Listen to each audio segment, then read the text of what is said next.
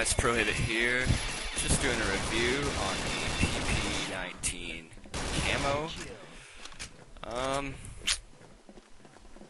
Yeah, not a very bad gun at all, not the greatest, but before I get to the review, I'd just like to say, sorry, this is another very long review, but I get a 21 kill streak, so it's kind of interesting. It shows how to rape the oil rig map, especially from the alpha side.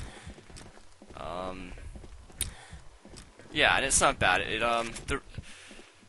You may notice that I'm going to use the sniper for probably about 40% of the kills. But that's how you should use the PP-19 Camo. As you can see from that sniper kill, obviously you're not going to try to shoot that guy with the SMG. Because like I said, this gun should only be used in close quarters to maybe medium distance range combat.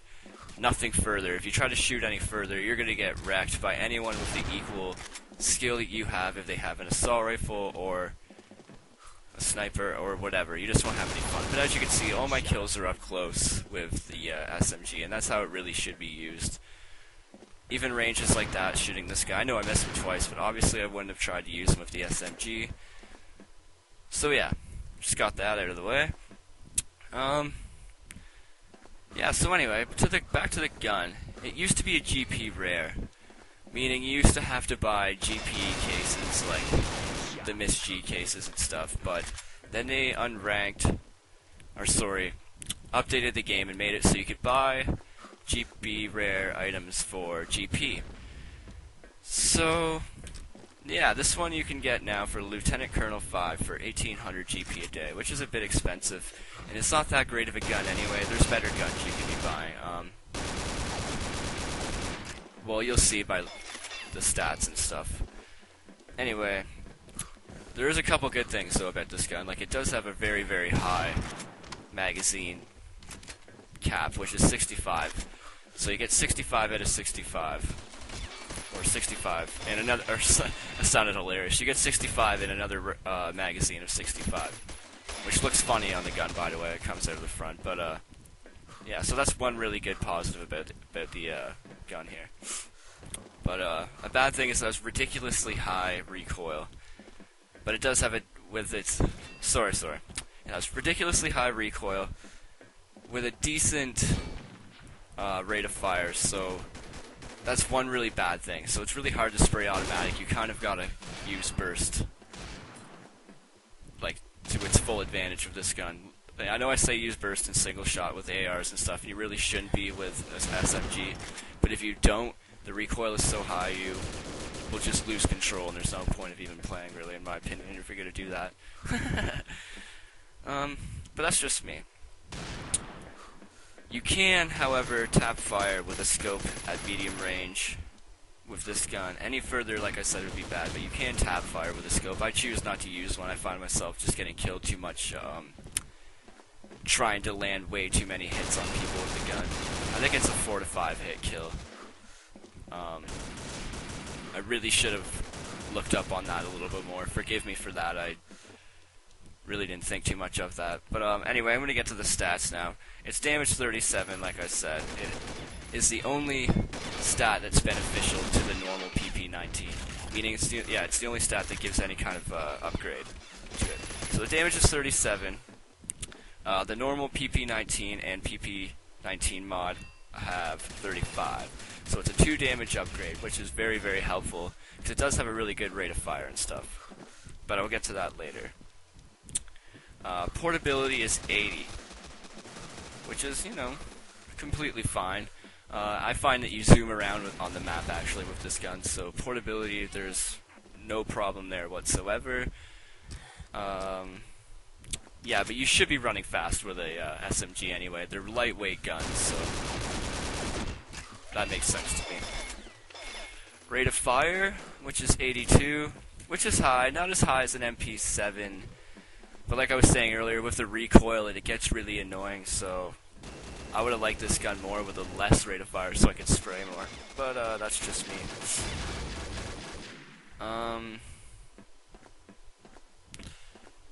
Yeah, it's yeah, don't get me wrong, it's not too fast or it's not too slow. It's fast like an SMG should be, and it is good with its 37 damage, but if it was a little bit slower, it'd be easier to control at further distances and stuff. But see, you can tap fire with this gun and get headshots and stuff. It's not completely inaccurate, which I'm going to get to the stat right now, which is 70. Which is bad, but it's, you know, you could even hit someone for that where that guy just died. You probably could do it, but the recoil, which sorry for mixing all the stats and getting ahead of myself and stuff, but there's so many aspects about this gun that are different than most guns that I'm used to reviewing, so yeah, so the accuracy is 70. You shouldn't really care about the accuracy anyway. Like I said, you're only really going to be using this in close quarters to close medium, you know, getting on the very, very bare minimum of medium, if that makes any sense. So you should, yeah, anyway, if you're using it at close distance, so the accuracy really doesn't matter. And yeah, to the recoil is 75, which is quite high, and I'm sure you will be able to tell when using this gun. And it kind of has a really bad recoil pattern in my opinion. It doesn't stay going up and down at all. The first shot goes up, and for me it goes right, then left, then right, like it just starts going crazy. There's no really good recoil pattern there. So that's another reason why this gun should only be used in close quarters combat.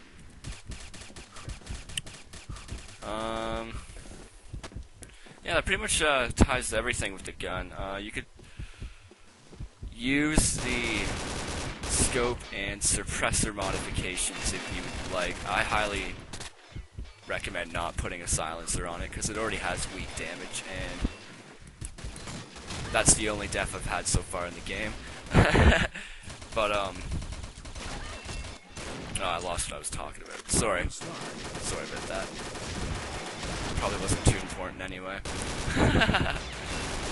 But anyway, sorry this is a very long review. I'm trying not to make them anymore. See, normally I make them to 6:30 to 7 minutes, and that's what we're at right now, 7:30. And usually I've got everything I needed to say out of the way. But this one's going to be a little bit longer, so the next minute and a half, I'm just going to be going through everything I can even think of off the top of my head that I haven't talked about yet.